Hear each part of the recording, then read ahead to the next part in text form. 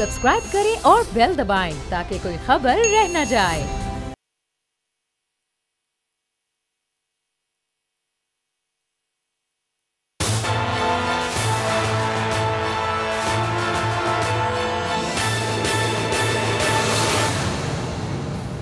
अस्सलाम वालेकुम। प्रोग्राम तज्जिया, मैं हूँ अलीना इलियास और मेरे साथ मौजूद हैं राना ताहिर साहब और बाबर डोगर साहब। अब से कुछ देर बाद मेरा ख्याल है कि हमारे साथ समी साहब भी मौजूद होंगे। आज के इस प्रोग्राम में बहुत सी अहम स्टोरीज हैं, जैसे कि सुप्रीम कोर्ट कराची रजिस्ट्री में आज बहुत अहम केसेस की समाअत हुई है, जिसमें सर्कुलर रेलवे रोड है और इसके साथ साथ जो है गैर कानूनी इमारतों के हवाले से समाअत हुई है इस केस की। और चीफ जस्टिस गुलजार के बड़े अहम रिमार्क्स हैं, उनको शामिल गुफ्तगू करेंगे। फिर नवाज शरीफ साहब की एक और रिपोर्ट सामने आई है, लेकिन अभी भी ये कहा जा रहा है पंजाब गवर्नमेंट की तरफ से कि वो जो रिपोर्ट है वो मुकम्मल नहीं है और कुछ जो खदशात हैं, कुछ तहफ़्फ़ुज़ात जो हैं वो पंजाब गवर्नमेंट की तरफ से सामने आ रहे हैं। आखिर वो क्या हैं, उस पर भी डिस्कस करेंगे। फिर इत्तेहादियों के साथ मीटिंग्स चल रही हैं, क्या इत्तेहादियों को इमरान खान साहब की जो गवर्नमेंट है वो मना पाएगी या नहीं मना पाएगी। लेकिन सबसे पहले जो हम आगाज़ करेंगे वो आज इमरान खान साहब ने इजलास जलसा किया है और वहाँ पर जो मोदी है उसके मुंह पर एक ज़बरदस्त किस्म की चपेड़ मारी है। वो चपेड़ किस तरीके से मारी है, सबसे पहले आपको वो सुनाएंगे, सुनिएगा। नरेंद्र मोदी,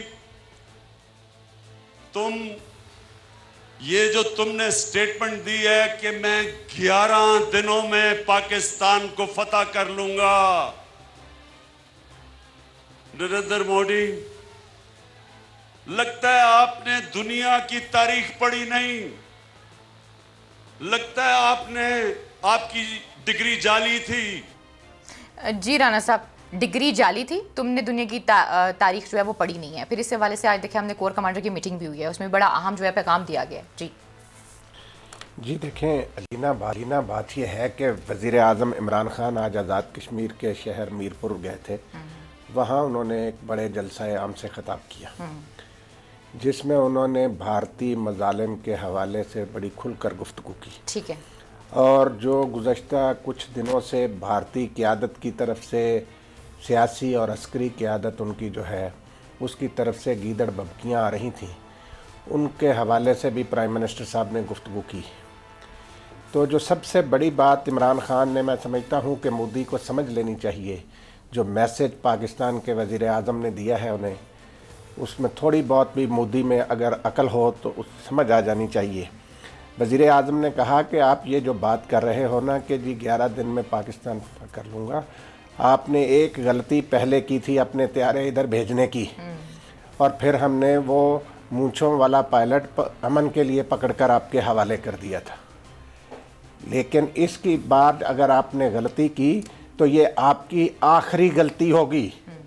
ये बहुत बड़ा मैसेज है जो प्राइम मिनिस्टर इमरान खान ने भारतीय वज़ीर आज़म को दिया है कि ये हरकत जो है नाकाबिले बर्दाश्त होगी। अब तुमने कोई ऐसी हरकत की तो ऐसा जवाब आएगा कि फिर मैं दोबारा गलती के काबिल नहीं रहोगे।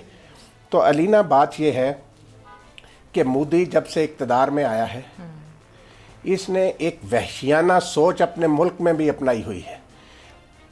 खुद भारत के लोग मोदी की वहशियाना सोच से तंग पड़े हुए हैं। अभी तक देखें कितने दिन गुजर गए, हफ्ते गुजर गए हैं, वहाँ पे वो सिटीज़न अमेंडमेंट एक्ट के ख़िलाफ़ लोग कितनी बड़ी तादाद में मुजाहरे कर रहे हैं और मोदी पर लान तान कर रहे हैं। और इसने वहाँ एक जुल्म का बाज़ार गर्म कर रखा है अपने ही शहरियों पर। तो दुनिया की नज़र में भी मोदी जो है वो एक फाशिस्ट हुक्मरान के तौर पर सामने आ रहा है।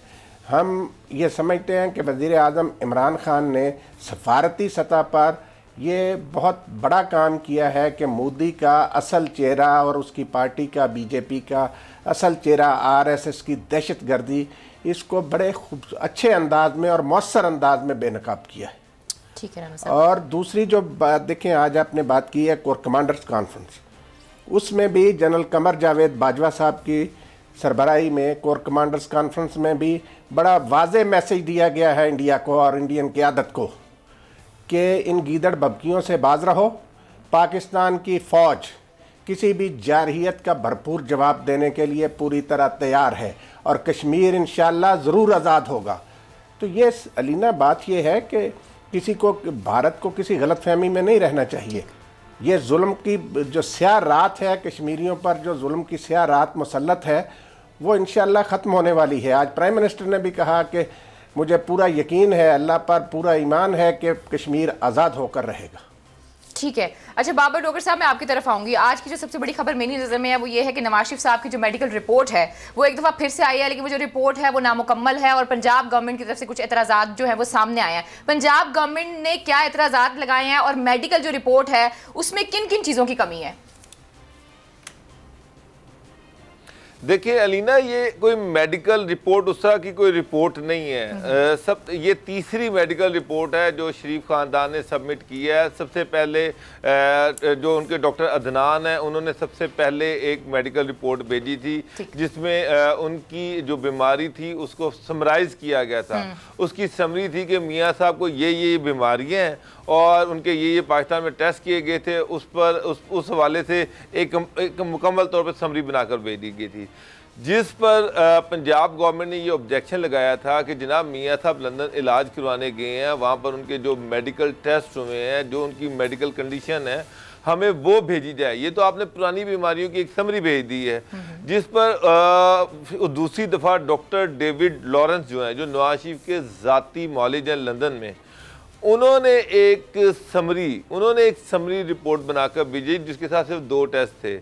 उसमें यही था कि उनके दिल के अमराज हैं उनको, और उसके साथ साथ उनके गुर्दे जो हैं वो अफेक्ट हो रहे हैं और उनको फौरी तौर पर ट्रीटमेंट की ज़रूरत है। और वो ये सजेस्ट कर रहे थे कि उनका लंदन में ठहरना नागुज़ीर है, लिहाजा उनके क़याम को एक्सटेंड किया जाए। और पंजाब गवर्नमेंट ने जो 4 हफ्तों की जो कोर्ट ने मोहलत दी हुई है, पंजाब गवर्नमेंट उसमें इजाफा कर दे, उसमें एक्सटेंशन दे दे।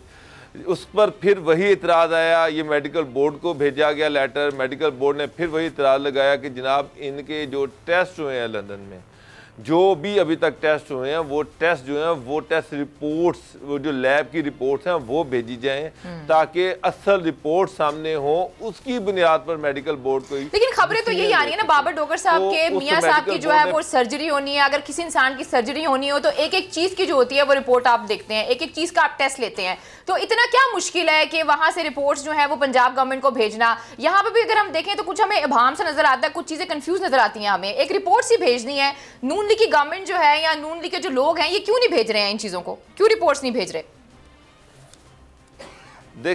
देखिए अलीना, मियाँ साहब लंदन में हैं, मियाँ साहब अभी तक लंदन में हैं और एवेन्यू फील्ड जो उनका घर है जहाँ पर वो ठहरे हुए हैं। मेरी इतला के मुताबिक मियाँ साहब 2-4 दफ़ा हॉस्पिटल तो गए हैं, लेकिन कोई ख़ास टेस्ट उन्होंने नहीं करवाए।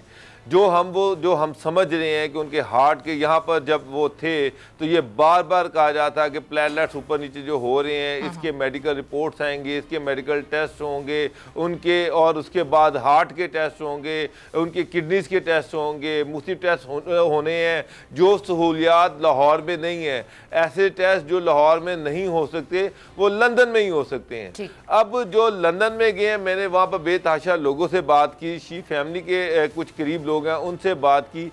मेरी इतला के मुताबिक मियाँ साहब का कोई खास वहाँ पर बड़ा टेस्ट नहीं हुआ। जब टेस्ट कोई है ही नहीं है, सर्जरी की जो बातें आप कह रहे हैं गलत है। पहला सवाल तो ये है। अब जो तीसरा, अब मैं आपको बताता हूँ, ये जो तीसरा लेटर आया ना, जो जिसकी अब आप बात कर रहे हैं, ये तीसरा लेटर है, ये फिर डॉक्टर अदनान ने भेजा है। वो मैंने कई दफा वो मैं टेस्ट लेटर पढ़ चुका हूँ। पंजाब गवर्नमेंट के कुछ अहम सीनियर ऑफिसर से मेरी बात हुई है, वो भी यही कह रहे हैं कि लेटर तो भेजे जा रहे हैं लेकिन कोई लैब की टेस्ट रिपोर्ट जो है वो उसके साथ मुंसलिक नहीं है। इसका मतलब ये है कि वहां पर कोई खास टेस्ट नहीं करवाए गए। अगर टेस्ट करवाए होते तो ये फौरी तौर पर भेज देते और वो ताकि लेकिन सभी साहब और राणा साहब जो है ये प्रोग्राम में डिस्कस कर चुके हैं डॉक्टर लॉरेंस के हवाले से। जो डॉक्टर लॉरेंस है उनसे किसी भी तरह की रिपोर्ट्स बनवाना वो तो मियाँ साहब के लिए कोई इतना मुश्किल नहीं है राणा साहब। तो फिर ये क्या रिपोर्ट्स क्यों नहीं दे रहे हैं? रीजन क्या है? एक तरफ कह रहे हैं जी सर्जरी होने वाली है, बेटी को फटाफट भेजें, दूसरी तरफ रिपोर्ट्स तक नहीं आती हैं। देखें, वो समी साहब ने जैसे बताया था कि डॉक्टर लॉरेंस का जो असल ताल्लुक है वो श्रीलंका से है, तो अपने एशियन भाई हैं, कोई ऐसा मसला नहीं। मसला ये है अलीना कि जो बाबर डोगर साहब की बात को मैं आगे बढ़ाता हूँ, नवाज शरीफ साहब की जो रिपोर्टें हैं वो तभी आगे सामने आएंगी ना अगर उनमें कोई सीरियस बात होगी। मसला ये है कि उस वक्त जो यहाँ पे माहौल बना दिया गया था जब मियाँ साहब सर्विसेज अस्पताल में दाखिल थे, तो उस वक्त भी मोहतरमा मरियम नवाज साहिबा को कोट लखपत जेल से सर्विसेज अस्पताल में मुंतकिल किया गया और मियाँ साहब की ज़मानत हो गई, लेकिन मियाँ साहब जाती उम्रा नहीं गए। फिर जो ही मरियम नवाज साहिबा की ज़मानत हुई तो मियाँ साहब जाती उम्रा चले गए और वहाँ जाके जितने दिन वो पाकिस्तान में रहे वो अस्पताल में दाखिल नहीं हुए। आप ये देखें ना, जो शकूक व शुबहात कौन पैदा करता है मियाँ साहब की सेहत के हवाले से? खुद मुस्लिम लीग नून अमली पैदा करती है। फिर लंदन गए हैं, अब दिन नहीं, हफ्ते नहीं, महीने गुजर गए। लंदन में जाकर क्या किया? अगर उनकी बीमारी अल्लाह ना करे इतनी ही ज्यादा सीरियस है तो फिर वो इलाज क्यों नहीं कराते? शरायत क्यों आयद कर रहे हैं? बता तो रहे हैं, वो कह रहे हैं उनकी बेटी को उनके पास मेरी बात सुने ना, मसला वही है। कोई मेरी बात सुने, मेरी बात सुने, ये कोई ऐसी बात नहीं है कि जी मियाँ साहब जो हैं वो भूख हड़ताल करके बैठ जाएं कि जी मैं, बात ये है कि जी मेरी बेटी को आने दिया जाए फिर मैं इलाज कराऊंगा। ये तो देखें, अगर उनकी सर्जरी होनी है तो जो भी बंदा थोड़ा बहुत इस शोबे को समझता है उसको पता है कि हार्ट की सर्जरी जो होती है उसमें डिले कितनी नुकसानदेह होती है। तो अगर ये सारा कुछ, ये सारे वो हमारे जो साबिक खादमे आला साहब थे, वो हैट पहनकर जो इधर उधर लंदन की गलियों में घूमते हैं, वो तो अपने भाई को वो नहीं कह सकते कि नहीं भाईजान तो आपकी सर्जरी जरूरी है। ये सारा एक मजाक किया जा रहा है। मेरी बात सुने, मेरी बात सुने, वो कोई बादशाह सलामत है, शहनशाह मुअज्जम है कि वो हुक्म करें कि जी मेरी बेटी को यहाँ पे लाया जाए? और मैं फिर कह रहे होंगे किसी वजह से वो कह रहे होंगे ना, अगर वो कह रहे हैं कि मेरी बेटी जब तक यहाँ पर नहीं आएगी तब तक मैं बात सुने ना, ये कुछ इशारा दे रहे हैं इसके। मेरी बात सुने ना, ये उन्हें समझना चाहिए कि वो पाकिस्तान में जो शहनशाहियत मुसल्लत करना चाहते थे उनकी वो ख्वाहिश पूरी नहीं हुई और वो अब इक्तदार से बाहर जा चुके हैं। जैसे जेल से मरियम नवाज को सर्विसेज पहुंचाया गया, मरियम नवाज साहिबा जो है ना, मरियम नवाज साहिबा, आपको पता 2016 में मियाँ साहब की सर्जरी हुई थी लंदन में। वो आप मरियम नवाज साहिबा शॉर्ट सुना दें वो मरियम नवाज साहिबा का, क्योंकि राना साहब की फरमाइश पे वो हमने शॉर्ट रखा है, जरा वो सुनाया। जब प्राइम मिनिस्टर थे नवाज शरीफ, सुनाइएगा वो मरियम नवाज साहिबा क्या फरमाती थी उस टाइम पे। साद रफीक फरमा रहे थे कि आपकी इमोशनल स्टेट ऐसी थी कि आप प्राइम मिनिस्टर साहब को, अपने वालिद को इस सूरत हाल में कि उनको नालियाँ लगी हुई हैं, वो सर्जरी हो रही है, उस साइट को अवॉइड करने के लिए you are the only person जो नहीं गई वहाँ लंदन, या वो वजह जो गुलाम हुसैन साहब कह रहे हैं? नहीं, जो साद भाई कह रहे हैं ये वजह सबसे बड़ी वजह है, तो ये बिल्कुल ठीक फरमा रहे हैं। मेरे में इतना हौसला नहीं था कि मैं अपने वालिद को इस तरह से उस पोजीशन में देखती, उस कंडीशन में देखती। तो मैं अपनी वालदा से ये कह रही थी कि अगर मैं आई भी तो मैं तब आऊंगी जब उनकी जब वो हॉस्पिटल से बाहर आ चुके होंगे। ये राना साहब की फरमाइश पे मैंने शॉर्ट रखवाया। बाबर डोगर साहब, आपको इसमें कोई बड़ी चीज नजर आ रही है? मुझे तो लगता है एक बेटी होगी, अगर मेरे वालिद साहब का भी इस तरह ऑपरेशन हो रहा हो। फरमाइश पे रखा है तो पहले मेरी बात तो सुने ना, पे क्यों रखवाया है? मेरी बात सुने ना, ऑपरेशन हो या मेरी वालिदा साहब का ऑपरेशन हो, मैं कभी बाबर डोगर साहब, भाईजान मैं तो नहीं देख सकती। आता हूं, बात ये है कि ये मरियम नवाज साहिबा जब वालिद ग्रामी वजीर आजम पाकिस्तान थे और वो प्राइम मिनिस्टर हाउस चला रही थी यहाँ बैठकर, और वो अकेली थी शरीफ फैमिली की खातून जो वहां नहीं गई थी नवाज शरीफ साहब के पास, जब वो अस्पताल में जेरे इलाज थे, तो उस वक्त तो वो कहती कि मैं अपने वालिद को नहीं देख सकती थी वहां पे बिस्तरे अलालत पर अस्पताल में। तो अब इतने वो भी बेचैन क्यों हैं और ये भी बेचैन क्यों हैं जब उनके खिलाफ मुकदमात हैं, उनका नाम ECL में है? अब कौन सी बात है? अब लंदन में जाकर क्या पाकिस्तान के खिलाफ और साजिश करनी है?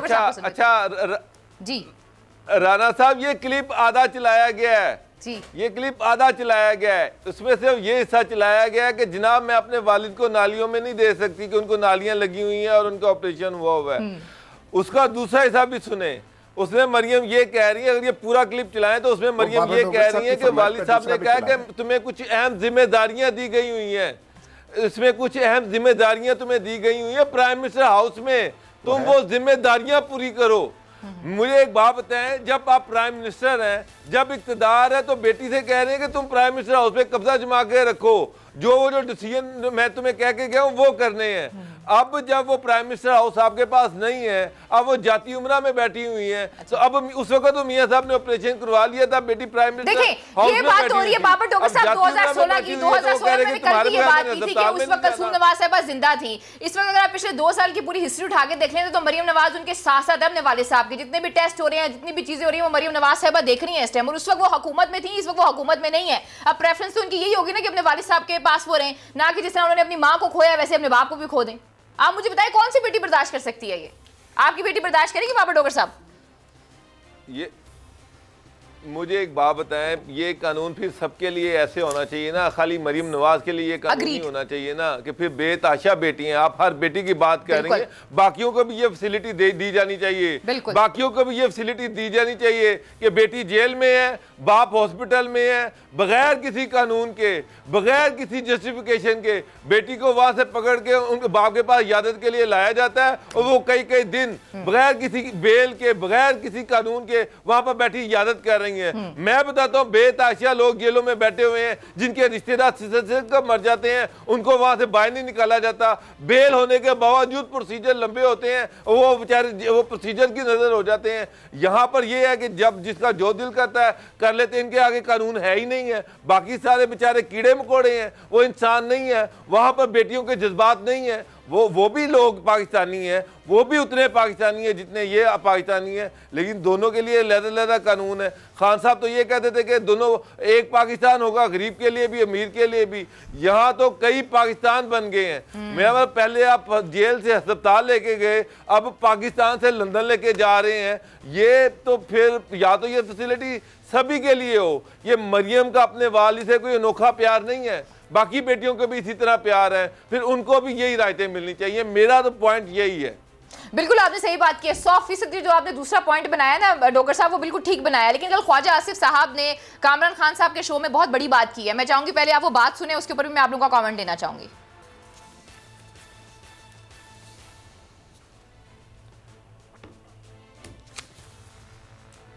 और हमें पूरी उम्मीद है कि अगले 15-20 दिन में, फरवरी के महीने में, हमारी ये जो क़यादत जिनके मैंने अभी नाम लिए हैं, अपना सलमान और साद रफ़ीक साहब, आसिन इकबाल साहब और शाहिद अब्बास साहब, इनकी ज़रूर ज़मानतें होंगी। हमें कोर्ट से बिल्कुल उम्मीद है, पक्की उम्मीद है कि इनकी ज़मानतें होंगी।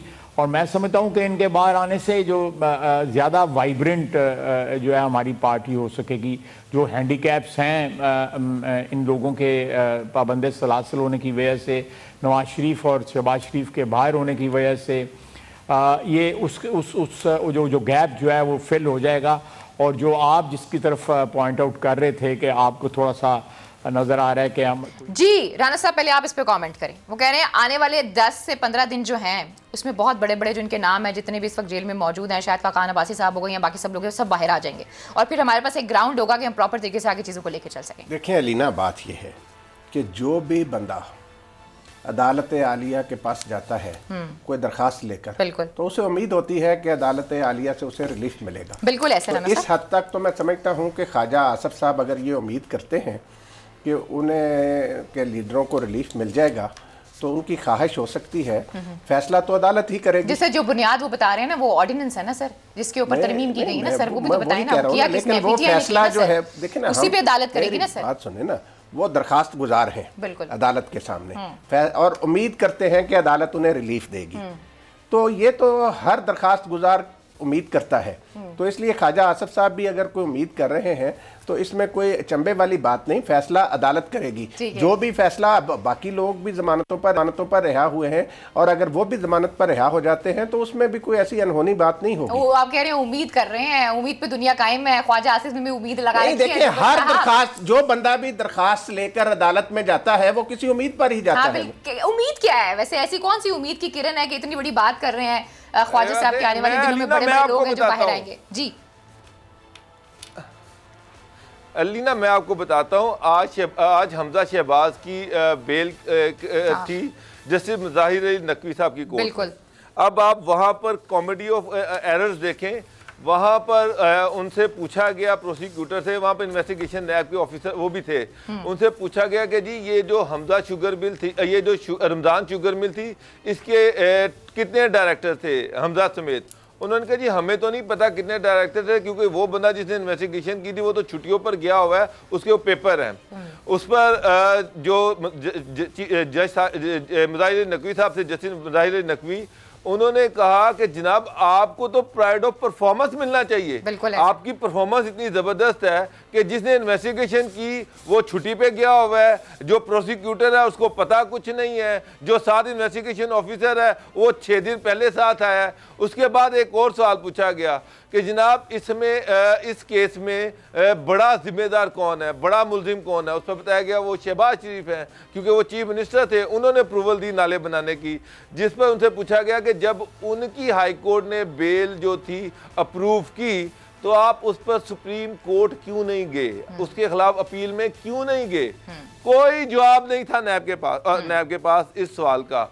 उसके बाद पूछा गया कि जनाब आपने जब रेफरेंस दायर किया है तो आप ये बताएं कि ज़िमनी रेफरेंस किस लॉ के तहत, किस कानून के तहत दायर किया है। तो प्रोसिक्यूटर कहते जी मुझे तो नहीं पता कि किस कानून के तहत किया है। राणा साहब जब ये प्रोसिक्यूशन होगी, जब ये इन्वेस्टिगेशन होगी तो सभी को बेल मिलेगी। मुझे तो बाद में मैंने एक नैब के ऑफिशियल से आज बात की कि जनाब ये क्या ड्रामा हुआ, आपके प्रोसिक्यूटर को पता कुछ नहीं, इन्वेस्टिगेशन ऑफिसर को पता कुछ नहीं। एक और भी बड़े मजे की बात थी, उन्होंने कहा कि जो आपने दस्तावेजात पेश किए हैं हमजा शहबाज के हवाले से, उसे तो साबित ही नहीं हो रहा उन पर कोई इल्जाम। आपने जो दस्तावेजात भी पेश किए हैं वो भी ऐसे हैं कि उस पर कोई बात ही नहीं की जा सकती। इसके अलावा और भी उन्होंने बात की थी, उन्होंने शुगर मिल को जो नाले के साथ एसोसिएट करते हैं वहाँ पे फायदा तो कोई कहीं से नहीं नजर आ रहा है कि शहबाज शरीफ साहब की रमजान शुगर मिल को हुआ है। वो तो ऐसा लगता है वहां पे भी आप स्टैब्लिश नहीं कर पाए कि इससे सिर्फ रमजान शुगर मिल को फायदा हो रहा है। तो इसके अलावा और भी बड़े रिमार्क्स है, लेकिन प्रोग्राम में वक्त एक छोटी सी ब्रेक है। जब ब्रेक से वापस आऊंगी आपको उस रिमार्क्स पे भी बात करेंगे। Stay with us.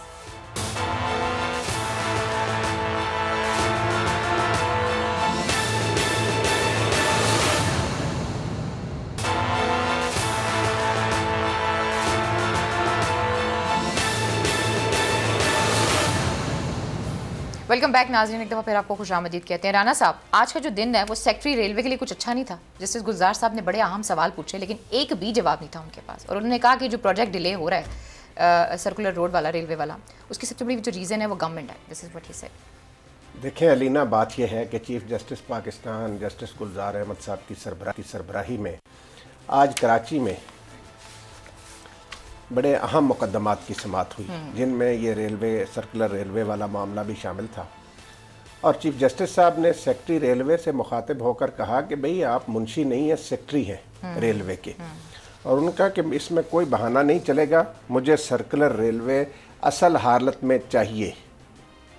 और रेलवे की अराजी पर जो कब्जा हुआ है उसमें हाउसिंग सोसाइटी है, उसमें पेट्रोल पंप है, उसमें कोई बिल्डिंग आती, जो कुछ भी आता है सबको गिरा के साफ कर दो और 7 दिन के अंदर ये कब्जा ख़त्म कराओ, वरना मैं सबके खिलाफ कार्रवाई करूंगा।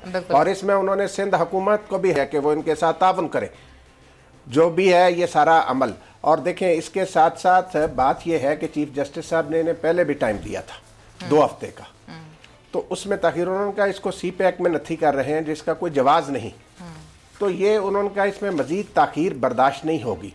तो आज चीफ जस्टिस साहब ने वाज़े कर दिया कि वो हर सूरत सर्कुलर रेलवे वाला मामला जो है उसको 7 दिन बाद इतनी ज़्यादा मालियत होती है इस ज़मीन की और ये करोड़ों में दे देते हैं जबकि अरबों खरबों की ये ज़मीन होती है। इसकी तो बात है, वो कहते हैं हमें सारी अराजी खाली करानी है, जो रेलवे की अराजी है वो सारी खाली करानी है अलीना, ये चीफ जस्टिस पाकिस्तान ने कहा। और उन्होंने कहा कि आप अगर नहीं काम कर सकते तो छोड़ दें, आप दफ्तरों में बाबू बनकर बैठ जाते हैं, सूट पहनकर बैठ जाते हैं। तो ये चीज़ें जो है ना, इसका अब इन्हें समझना चाहिए कि अब चीफ जस्टिस गुलजार साहब पाकिस्तान के चीफ जस्टिस हैं, तो ये जो महकमों में हेरा फेरियाँ, बदनवानियाँ, लूटमार, करप्शन, बेईमानी, ये अब जहां भी पकड़ी गई चीफ जस्टिस साहब उन्हें छोड़ेंगे नहीं। इसके साथ साथ आप आज और गैर कानूनी इमारत कि सिंध बिल्डिंग कंट्रोल अथॉरिटी की पूरी क्लास ली है, चीफ सेक्रेटरी सिंध की भी क्लास हुई है, कमिश्नर कराची की भी क्लास हुई है। चीफ जस्टिस पाकिस्तान ने कहा आप लोग करते क्या हो, ये सिंध बिल्डिंग कंट्रोल अथॉरिटी माल लेकर किस तरीके से सारे काम कर रही है, सरकारी गाड़ियां खड़ी करके गैर कानूनी इमारतें बनवाई जाती हैं। तो उन्होंने कहा ये सिंध बिल्डिंग कंट्रोल अथॉरिटी का जो DG है इसको तो फौरी तौर पर हटाया जाए और वहां से करप्ट लोगों को निकालें।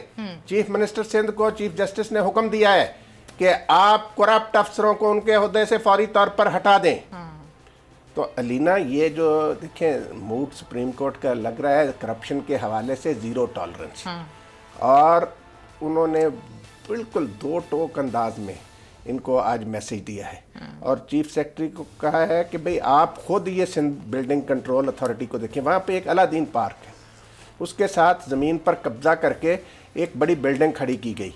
चीफ जस्टिस साहब ने कहा उसको फौरी तौर पर गिरा दें, और ये जो कमिश्नर कराची को कहा कि आप ये काम करें, जहाँ जहाँ सरकार की ज़मीन पर कब्जे हुए हैं उन जगहों को बागुजार करें। उन्होंने बात की बाबर पेट्रोल पंप आता साफ करो। उन्होंने कहा कि जब एक आम आदमी के घर की बात आती है तो एक सेकंड नहीं लगता आप लोगों का, आप उसे गिरा देते हैं। जहां पर बड़े बड़े अमीर लोगों के इंटरेस्ट की बात आती है आप डर जाते हैं, आप लोगों के हाथ कांपना शुरू हो जाते हैं। बिल्कुल आप सही कह रही हैं। चीफ जस्टिस साहब ने देखिए अलीना, ये जो कराची रेलवे सर्कुलर है ये जानबूझकर इनके जानबूझकर पहले इसको लॉसेस में लेके गए। उसके बाद इस असल मकसद ये था कि ये रेलवे को यहाँ से ख़त्म करना है, इसकी ज़मीन पे और जो रेलवे की ज़मीन है इस पर कब्ज़ा करना है, इस पे इमारतें खड़ी करनी है। ये एक स्कीम के साथ 1999 तक ये रेलवे चलती रही है यहाँ पर। इसके बाद एक स्कीम के तहत इसका सारा बेड़ा गर्क किया गया। अभी जो बात कर रहे हैं राणा साहब, मुझे एक बात बताएं, लाहौर में यहाँ पर ये ट्रेन चलाई गई, उसके बाद लाहौर में यहाँ पर मेट्रो बनाई गई, ये जो कितनी बिल्डिंग्स इसमें गिराई गई, कितनी इमारतें गिराई गई, जो सामने आया उसको गिरा दिया गया। जब सरकार कोई चीज चलाना चाह रही होती है, बनाना चाह रही होती है, तो वो फिर कर गुजरती है, फिर उसको किसी चीज का डर नहीं होता। और अगर आप नहीं करना चाह रहे, अगर जो कब्जे हैं वो बाअसर लोगों के हैं, वो तगड़े लोगों के हैं, तो फिर उसमें हिले बहाने किए जाते हैं। अब यही जो हाल है ये कराची सर्कुलर रोड का है कि वहाँ पर वहाँ बिल्डिंग प्लाजे खड़े करवा दिए गए हैं। अब मुझे बताएं, अलादीन पार्क के साथ जो प्लाजा था, जब चीफ जस्टिस गुलजार ने पूछा ये किसकी ज़मीन है, बताया गया जी ये तो ज़मीन रेवेन्यू डिपार्टमेंट की। उन्होंने किसको दी गई है? वो नासिर लोथा को दी गई थी, जो फ्रंट मैन था आसिफ अली जरदारी का, जो फ्रंट मैन है नवाज शरीफ का। सारी मनी लॉन्ड्रिंग उसके जरिए से हुई, उसको अरबों रुपए की जमीन करोड़ों के भाइयों में दे दी गई और उसने वहां पर प्लाजा खड़ा कर दिया। अब नासिर लोथा यूएई का सिटीजन है, वो पाकिस्तानी है ही नहीं है। अब चीफ जस्टिस ये पूछे कि नासिर लोथा को जो जगह दी गई है वो किस कानून के तहत दी गई, किस कानून के तहत आप सरकारी जमीन एक गैर मुल्की को अलॉट कर सकते हैं? अब उसका जवाब किसी के पास भी नहीं था।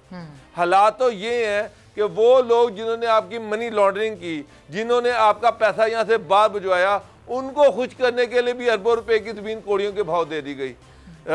ये आपके सामने है। तो अब मेरा मतलब है कि यहाँ पर लाहौर में अगर आपने ट्रेन चलानी है, वहाँ पे बसें चलानी है, यहाँ पे बेतहाशा इमारतों को गिराया गया, बेतहाशा कमर्शियल एरिया को उड़ा दिया गया, लोग प्रोटेस्ट करते रहे, उनको पैसे तक नहीं दिए गए। और जहाँ पर आपके अपने ज़ाती स्टेक्स हैं, वहाँ पर एमक्यूएम के स्टेक्स हैं, वहाँ पर पीटीआई पार्टी के स्टेक हैं, वहाँ पर नासिर लोथा साहब का प्लाजा खड़ा करवाया हुआ है, वहाँ पर आपने कुछ नहीं करना। वहाँ पर सारे जो है वो बेबसी की तस्वीर बने हुए हैं। नहीं, आपने बात जो की है वहाँ पे आपने एमक्यूएम के स्टेक की बात की है, यहाँ पे तो वैसे ही एमक्यूएम बड़ी नाराज है पीटीआई से। तो क्या देखते हैं आप इस हवाले से स्पेसिफिक इशू पे, क्योंकि एमक्यूएम इत्तेहादी ये सारा मसला तो बड़ा मुश्किल हो जाएगा, स्टे पे स्टे ही होगा फिर।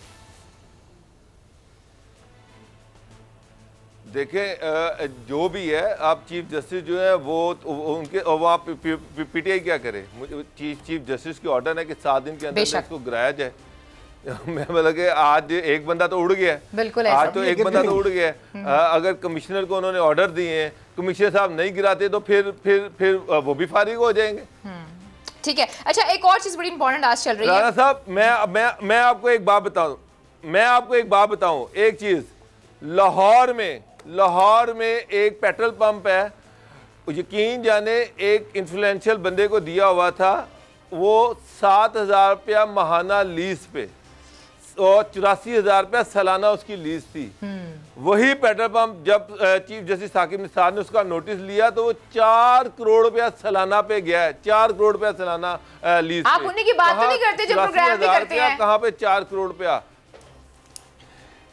बिल्कुल सही कह रहे हैं बाबर डोगर साहब। अलीना, आज चीफ जस्टिस साहब ने जो बात आप कर रही ना, उन्होंने मेयर साहब को भी मुखातब किया। उन्होंने मेयर को कहा कि अगर आप बेख्तियार हैं तो आपने इलेक्शन क्यों लड़ा, अगर आपको पता मेयर के पास इख्तियार नहीं तो आपने इलेक्शन क्यों लड़ा। और फिर उन्होंने वज़ीर आला सिंध से रिपोर्ट मांगी है कि बताओ कि आप ये बल्दियात के साथ क्या करना चाहते हैं, आप क्यों इनको काम नहीं करने दे रहे। तो ये सूरत हाल जो है ना, चीफ जस्टिस साहब जो है ना, उन्होंने कहा कि अगर ये सारा काम ना हुआ, उन्होंने वार्निंग दी है वहाँ सामने खड़े करके इनको कि भाई अगर ये काम ना हुआ तो फिर मेयर, सेक्रेटरी रेलवे और चीफ सेक्रेटरी और ये सारे इनके खिलाफ कार्रवाई होगी, तौहीन अदालत की। उन्होंने कहा क्यों ना फिर मैं अगर आपके खिलाफ तौहीन अदालत की कार्रवाई करें। तो ये सूरत हाल जो है ना, इससे इस बात का अंदाज़ा होता है पाकिस्तान के अवाम के लिए ये बड़ी एक इत्मीनान बख्श बात है अलीना कि चीफ जस्टिस पाकिस्तान की सरबराही में सुप्रीम कोर्ट ने इन कब्जा ग्रुपों के खिलाफ कार्रवाई शुरू कर दी। सर बिल्कुल ऐसे, क्योंकि नज़रें बहुत से लोगों की सिर्फ अब सुप्रीम कोर्ट की तरफ ही हैं, क्योंकि वज़ीर आज़म हाउस से तो कुछ अच्छी खबरें आती नहीं है। खैर, आज की दूसरी एक बड़ी अहम खबरें चल रही थी, वो ये थी कि वो जो कमेटियाँ बनाई गई हैं, बाबर डोगर साहब, फिर लोगों की मीटिंग्स हो रही हैं, क्या हालात है। सिर्फ ये कहा जा रहा है कि जो चौधरी बरादरान है सिर्फ उन्हीं को तहफ़्फ़ुज़ात हैं, और यहाँ तक भी बात हो गई है कि जहांगीर तरीन साहब से जो बात हुई थी उससे हम आगे चलेंगे और 10 दिन के अंदर अंदर जो है वो हम फैसले लेंगे। आपको लगता है चौधरी बरादरान जो है वो इस पर मान जाएंगे? देखिए अलीना, नंबर 1 जो नई कमेटी बनाई गई है उसमें शफकत महमूद हैं और गवर्नर पंजाब हैं। अब चौधरी बरादरान जो है ना, उनके गवर्नर पंजाब से कोई इतने अच्छे खास ताल्लुकात हैं, ना ही शफकत महमूद से अच्छे ताल्लुकात हैं। जहांगीर तरीन जो थे जहनी वो खासे उनके करीब थे, और जहांगीर तरीन उनकी खासी जो डिमांड्स थी उनको अकोमोडेट भी कर रहे थे। अब जो इनकी डिमांड्स हैं वो पूरी करना पीटीआई के लिए बड़ा मुश्किल है। 3 ऐसे डिस्ट्रिक्ट हैं जहां पर वो ये चाह रहे हैं कि वहाँ के स्याह सफ़ेद के वो मालिक बन जाएं। उसमें गुजरात है, उसमें मंडी बहाउद्दीन है, बहावलपुर है और शायद सियालकोट की एक तहसील है कि यहाँ पर डीपीओ उनकी मर्जी का लगे, डीसीओ डिप्टी कमिश्नर उनकी मर्जी का लगे, तहसीलदार, एसएचओ, हर बंदा उनकी मर्जी का लगे और उनके कामों में कोई इंटरफेयर ना करे। बाबर डोगर साहब, लेकिन आपने बड़ी इंपॉर्टेंट बात आपने कहा, जो अभी फिलहाल एक डेडलॉक से नजर आ रहा है, अगर डेडलॉक से नजर आ रहा है तो फिर क्या नताइज हो सकते हैं मैक्सिमम इसके? इस सवाल का जवाब लेंगे, लेकिन प्रोग्राम में वक्त एक छोटी सी ब्रेक का। Stay with us.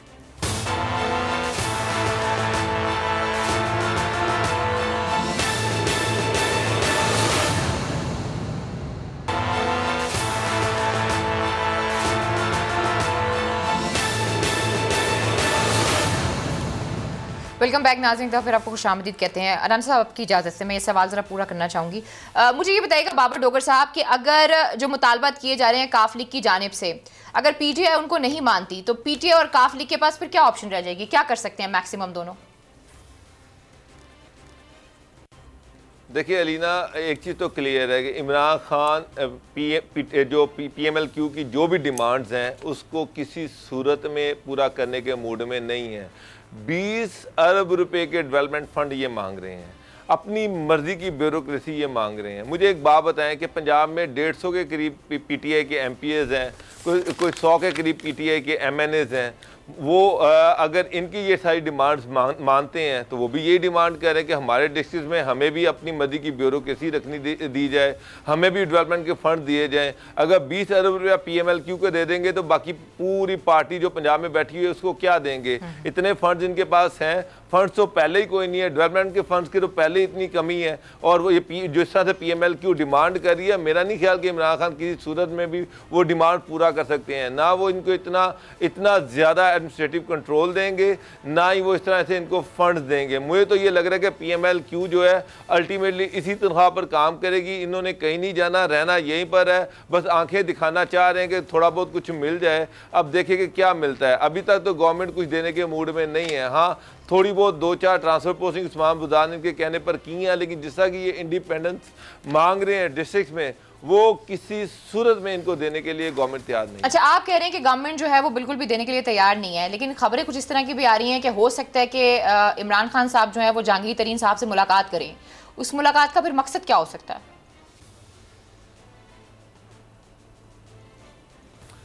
देखिए, जहांगीर तरीन पुरानी कमेटी में थे, लेकिन जो खबरें आ रही हैं, खान साहब को जो रिपोर्ट्स दी गई हैं, पंजाब में आटे और चीनी का जो बहरान था उसमें जो जिम्मेदार लोग थे उनके हवाले से खान साहब को रिपोर्ट दी गई। यहाँ पर एजेंसीज ने अपनी रिपोर्ट तैयार की और ये कहा जा रहा है कि उन रिपोर्ट्स की रोशनी में जहांगीर तरीन जो है उनको बैकग्राउंड में ले जाया गया है। अब मुझे तो नहीं लग रहा कि जहांगीर तरीन जो है उनको दोबारा कोई इस तरह का रोल दिया जाए जिस तरह वो पहले उनका इन्फ्लुएंस था, उस तरह का कोई दोबारा उनको इन्फ्लुएंस दिया जाए। अब देखिए खान साहब उनसे मिलते हैं तो चीज़ें क्या सेटल होती हैं, लेकिन मेरा ख्याल है कि जो रिपोर्ट्स बनाई गई, जो रिपोर्ट्स गई हैं, उसमें जहांगीर तरीन जो है उनका नाम नुमाया है, जो ये आटे की और जो बहरान है इसमें।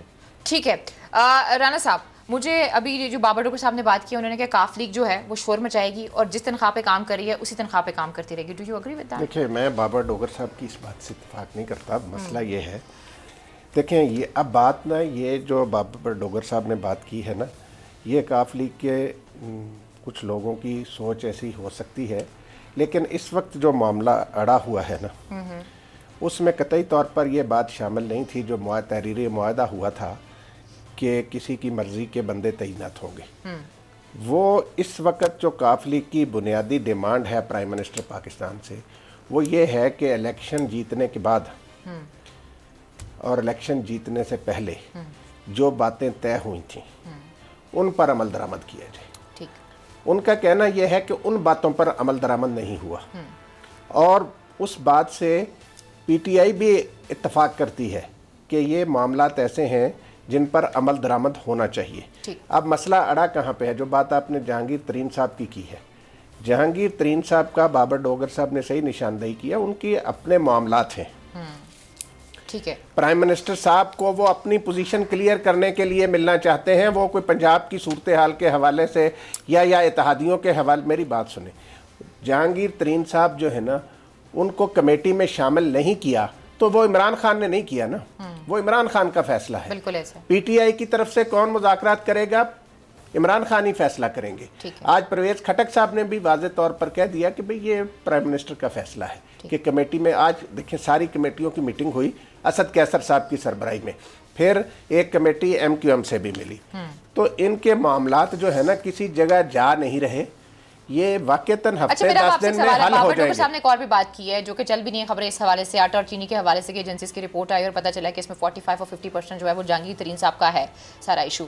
अब उसमें इमरान खान साहब इस सूरत हाल में, जब आवाम को इतनी मुश्किल रही है, आटा अभी भी मुश्किल है आटा चीनी के हवाले से, इमरान खान साहब का जहांगीर तरीन साहब को बुलाएंगे, उनके साथ मुज़ाकरात, सुन लें सर, या उनसे बात करेंगे या काल मुलाकात करते हैं, आने वाले दिनों में मुलाकात करते हैं, जब भी उनसे मुलाकात करते हैं, मुलाकात करके ये इशू डिस्कस करेंगे। जब आपको पता चल रहा है एक बंदे ने ये चीज़ की है तो यहाँ पे तो इंक्वायरी स्टार्ट हो जानी चाहिए और पता चलना चाहिए। DG FIA वाजिद ज़िया साहब की सरबराही में एक कमेटी कायम कर दी थी। ठीक। उस कमेटी ने अपनी रिपोर्ट अब प्राइम मिनिस्टर को पेश करनी है। उसके बाद ठीक है, उस रिपोर्ट में जिसका भी नाम आएगा प्राइम मिनिस्टर किसी को नहीं छोड़ेंगे, वो जहांगीर तरीन हो या कोई और हो।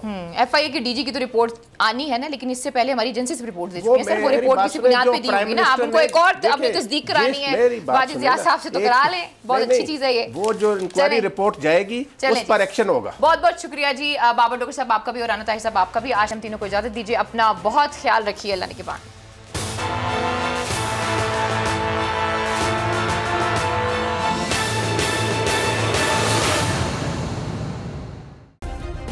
सब्सक्राइब करें और बेल दबाएं ताकि कोई खबर रह न जाए।